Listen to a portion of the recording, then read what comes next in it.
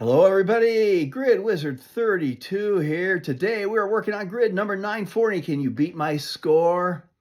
Well, as we look at today's grid, the first opportunity I see is to do a father and a son. So Prince Fielder and Cecil Fielder are going to go in the very first two spots we've got today, which is producing 100 runs for their given team.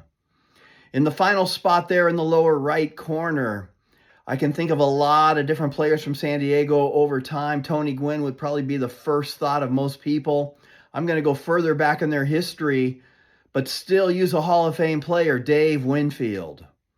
What a great player he was on some bad San Diego teams. Going down the middle column, the 30 stolen base, one of my key tips for you is when we've got stolen bases, think of guys who were maybe 30-30 level because they were mostly power hitters. And in this case, I'm going to use Christian Yelich.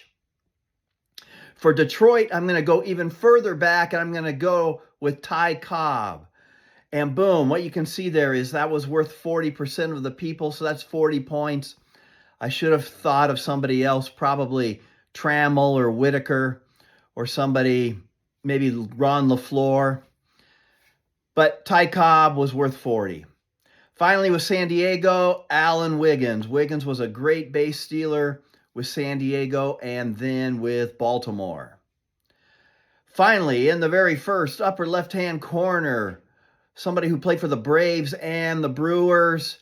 You know, Hank Aaron, after he set the home run record, beating Babe Ruth's record at the time, he was traded to Milwaukee, and he was traded for Dave May. So this is another one of my key tips. Think of players who were traded and then use the lesser-known player from the trade. And so you can see I've saved a lot of points there by using Dave May. In the middle column, Detroit and Atlanta again. You think of players who were traded, one of the worst trades ever, John Smoltz for Doyle Alexander. I've got to reject that, though. Smoltz never played for Detroit. Doyle Alexander is going to be one of the first choices of many players. I could think of Darrell Evans, who was really a great slugger, but I'm going to go with Steve Avery. He was the number 4 pitcher on some of those great Atlanta teams, and he ended his career with Detroit. And then finally, San Diego and Atlanta.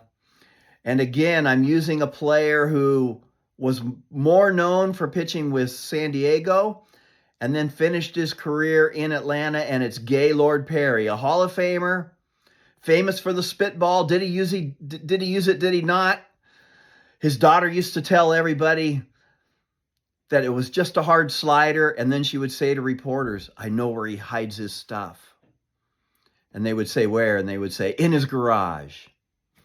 Anyway, that adds up to a total just over 100 because of Ty Cobb. If you can think of a Detroit base stealer that's worth fewer points, you can beat my score today.